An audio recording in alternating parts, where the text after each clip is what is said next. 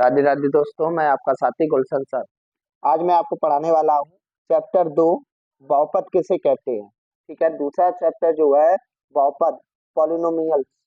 ठीक है ना। बहुपद, बहुपद क्या होता है सबसे पहले ये जानेंगे। इसके बाद ही हम इस चैप्टर के बारे में और भी जानकारी को जानेंगे। तो बहुपद ऐसे बीजीय व्यंजक जिनमें चर राशियां केवल ऋणोत्तर पूर्णांक यानी धनात्मक तथा शून्य घात के रूप में हो तो बहुपद कहलाते हैं। जैसे 3x² + 5, तो यह बहुपद है। 4x + 5, यह भी बहुपद है। इस रूप के जो है वह क्या कहलाएंगे, बहुपद कहलाएंगे। ठीक है ना। अब यहाँ पर एक शब्द आया है चर। आपने पढ़ा होगा चर और अचर। चर क्या होता है और अचर क्या होता है। ठीक है ना। x, y, z जो अल्फाबेट होते हैं A to Z वह चर में आते हैं। अचर में जो निश्चित होते हैं, जैसे 1 2 3 4 ये काउंटिंग नंबर आते हैं। तो आप अच्छे से समझ गए होंगे चर क्या होता है, अचर क्या होता है। अब यहाँ पर एक और शब्द आया ऋणोत्तर। ऋणोत्तर का मतलब होता है धनात्मक और तथा शून्य। जो बहुपद होगा वो या तो धनात्मक होगा, धनात्मक होना चाहिए, और कैसा होना चाहिए, शून्य होना चाहिए। ठीक है ना। घात उसकी होनी चाहिए, जे इससे फर्क पड़ता है। ठीक है ना। इस पे इसकी अगर x लिखा है तो इसका मतलब है इसकी चर की घात कितनी, x है। ठीक है ना। इतनी बात समझ में आ गई। अब बात समझेंगे कब कब कंडीशनों में बहुपद नहीं होता है। एक पॉइंट लिखेंगे, बहुपद की घात अगर बीजीय व्यंजक की घात भिन्नात्मक है तो बहुपद नहीं होगा। अगर आपका भिन्नात्मक है, अगर बीजीय व्यंजक कोई भी दिया गया और उसकी घात कैसी है, भिन्नात्मक है, तो वह बहुपद नहीं होगा। कैसे समझे, जैसे √x + 5, तो यह बीजीय व्यंजक नहीं है, क्योंकि x x का जब हम करेंगे तो घात क्या होती है, रूट। रूट का मतलब होता है 1/2 +5। तो मैंने वही तो बोला है, घात कैसी नहीं होनी चाहिए, भिन्नात्मक नहीं होनी चाहिए। अगर इस प्रकार भी लिखा है √x, तो भी आपका क्या हो जाएगा, बहुपद नहीं होगा। एक और पॉइंट लिखेंगे, अगर बीजीय व्यंजक की घात ऋणात्मक है, ऋणात्मक है तो बहुपद नहीं होगा। अगर ऋणात्मक भी आ जाए तो बहुपद नहीं होगा। समझने के लिए देखेंगे, जैसे आपका हो 1/x, अगर हम इसको ऊपर ले जाएंगे तो क्या हो जाएगा, x पे घात -1। तो वही तो मैंने बताया है, घात कैसी होनी चाहिए, ऋणात्मक नहीं होनी चाहिए। अगर ऋणात्मक है तो वह बहुपद नहीं होगा। इतनी बात समझ गए होंगे आप लोग। फिर लिखा है बहुपद की घात। बहुपद की घात क्या होती है, किसी बहुपद में चर राशि की उच्चतम घात वाले पद के घातांक को उस बहुपद की घात कहते हैं। ठीक है ना। कैसे, उदाहरण के थ्रू समझेंगे। जैसे हमने दे दिया 2x² + 5, तो अगर इसमें कोई घात पूछे तो कितनी होगी। अब चर की अधिकतम घात कितनी है, 2। और भी लिखेंगे,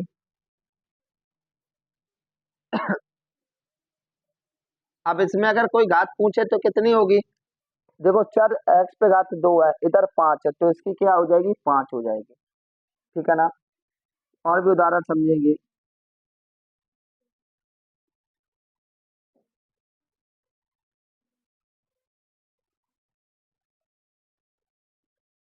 अब इसमें अगर कोई बहुपद की घात पूछेंगे तो क्या होगी।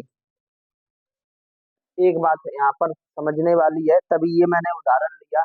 जब भी हम बहुपद की घात की बात करते हैं तो हम क्या करते हैं, जितनी चरों की होती है उनको जोड़ देते हैं। तो दो और दो कितना हो गया, चार। यहाँ पर एक इसकी दो इसकी, तो कितनी हो गई, तीन। इसकी दो, तो अधिकतम घात कितनी है, चार। तो घात कितनी हो गई, चार। तो आप ये भी समझ गए होंगे बहुपद की घात क्या होती है। किसी बहुपद में चर राशि की उच्चतम घात वाले पद के घातांक को ही हम उस बहुपद की क्या कहते हैं, घात कहते हैं।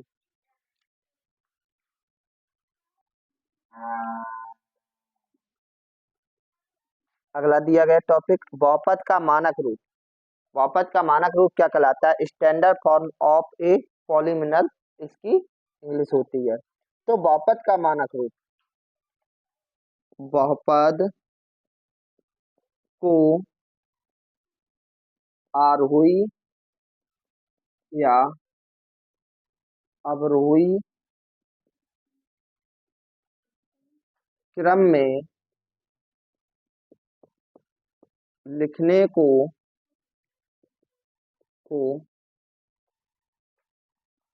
बहुपद का मानक रूप कहते हैं। ठीक है ना, कोई भी बहुपद दिया गया,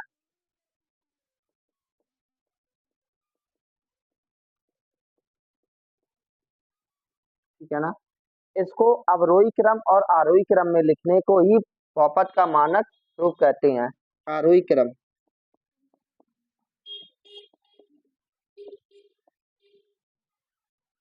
आरोही क्रम को कहते हैं असेंडिंग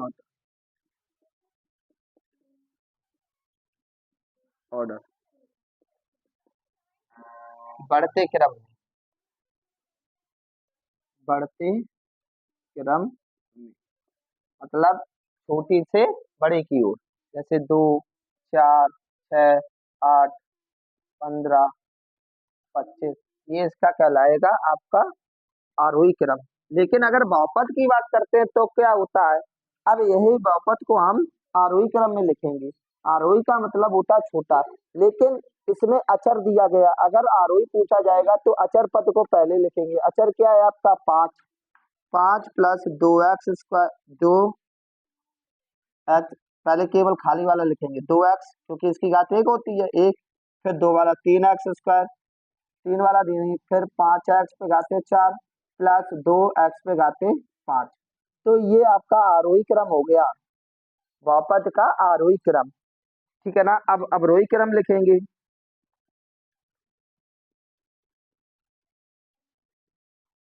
डिसेंडिंग ऑर्डर,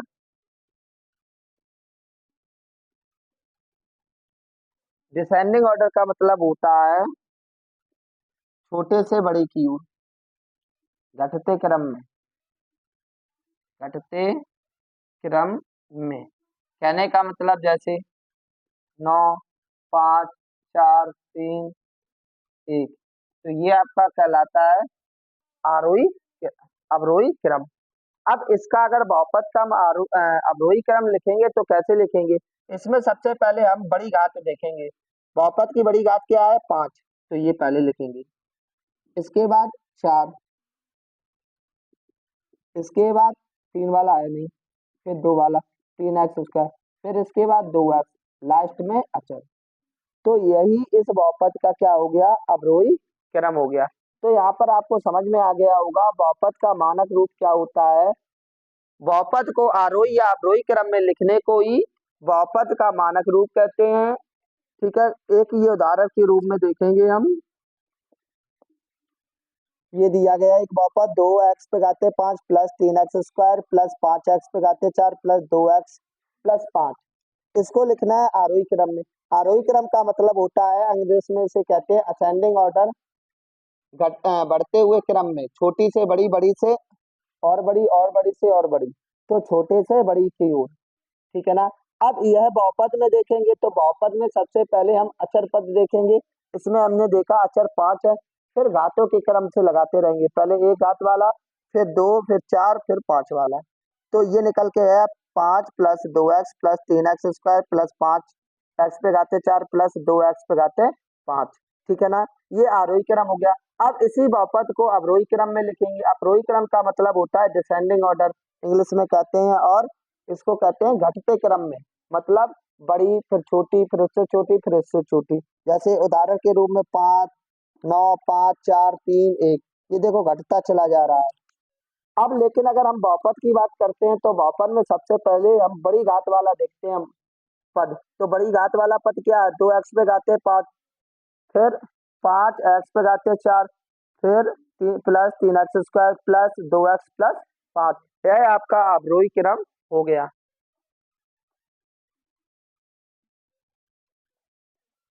अब हम समझेंगे एक पदी क्या होता है, दो पदी क्या होता है, त्रिपदी क्या होता है, ठीक है ना।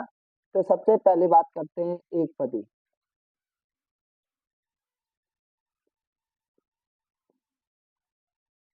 एक पदी जिसमें एक पद हो, 5x 3y 6z, ये सब क्या है, एक पदी। तो इसकी परिभाषा क्या होगी, ऐसा बहुपद जिसमें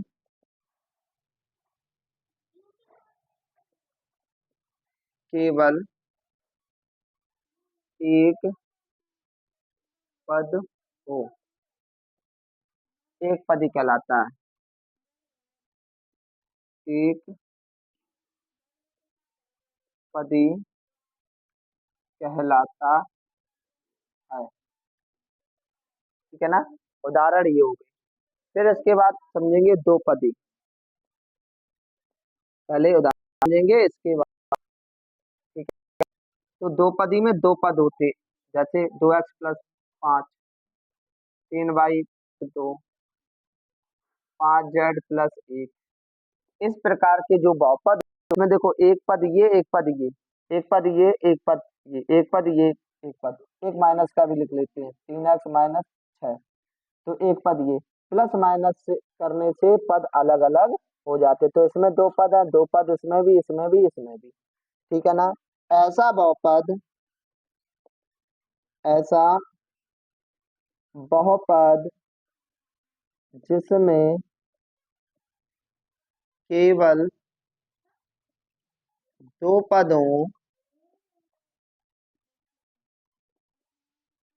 द्विपदी कहलाता है। इसके बाद समझेंगे त्रिपदी,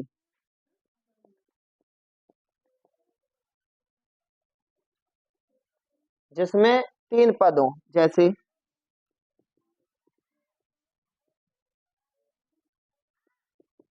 देखो 1 2 3 पद,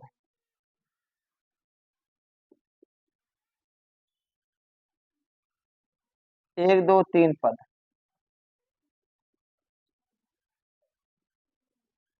1 2 3 पद। तो ऐसे बहुपद जो होंगे जिसमें तीन पद होंगे उसको कहेंगे त्रिपदी। ऐसा बहुपद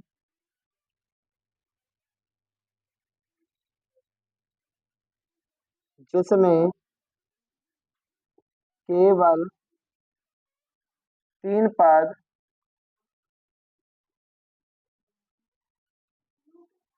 पद हों, त्रिपदी कहलाता है। तो यहाँ पर हमने समझा एक पदी क्या होता है, दो पदी क्या होता है, तीन पदी। एक पदी ऐसा बहुपद जिसमें केवल एक पद हो, एक पदी कहलाता है।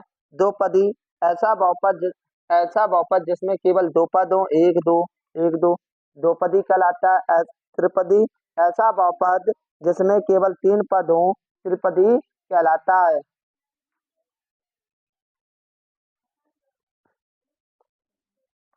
अब हम समझेंगे रेखिक बहुपद क्या होता है, द्विघाती बहुपद क्या होता है, त्रिघाती बहुपद क्या होता है।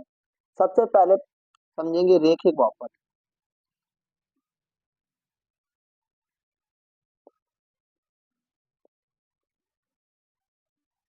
रेखिक बहुपद को ही कहते हैं लीनियर इक्वेशन, ठीक है ना, लीनियर पॉलिमिनल, ठीक है ना। रेखिक बहुपद ऐसा बहुपद, बहुपद जिसमें बहुपद की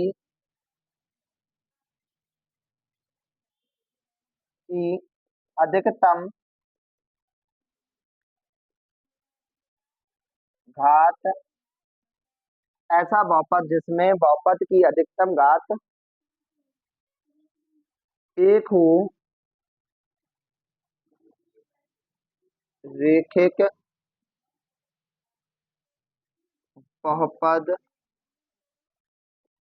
कहलाता है। उदाहरण 3x+5, 4x+2, 5y+1। इस प्रकार के जो बहुपद होते हैं, देखो इसमें अधिकतम घात क्या है, एक लिखते हैं, ठीक है, इसमें भी एक, इसमें भी एक, तो यह आपका क्या हो गया, रेखिक बहुपद। अब समझेंगे दो घात बहुपद।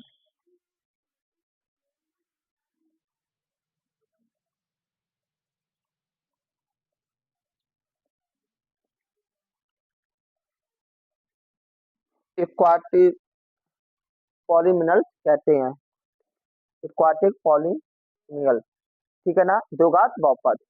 ऐसा बहुपद, ऐसा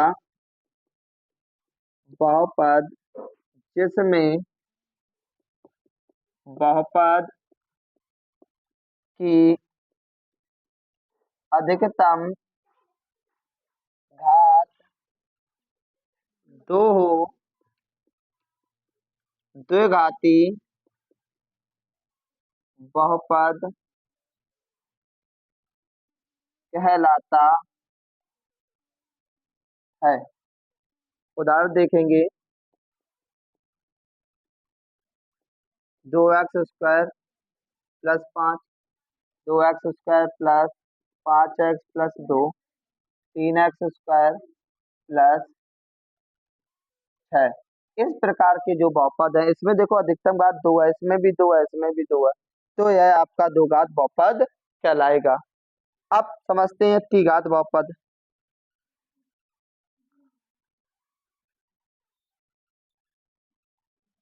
त्रिघात बहुपद को इंग्लिश में कहते हैं क्यूबिक पॉलीमिनल्स। त्रिघात बहुपद, ऐसा बहुपद जिसमें चर की अधिकतम घात या बहुपद की अधिकतम घात तीन होती है, वह त्रिघात बहुपद कहलाता है। ऐसा बहुपद, ऐसा बहुपद जिसमें बहुपद की अधिकतम घात तीन हो, त्रिघाती बहुपद कहलाता है। उदाहरण देखेंगे,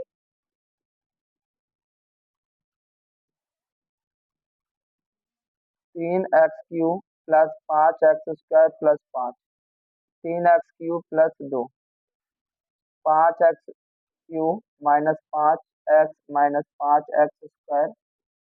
देखो इसमें चर की अधिकतम घात कितनी, तीन, इसमें तीन, इसमें तीन, तो यह इस प्रकार के जो बहुपद है वह त्रिघात बहुपद कहलाते हैं।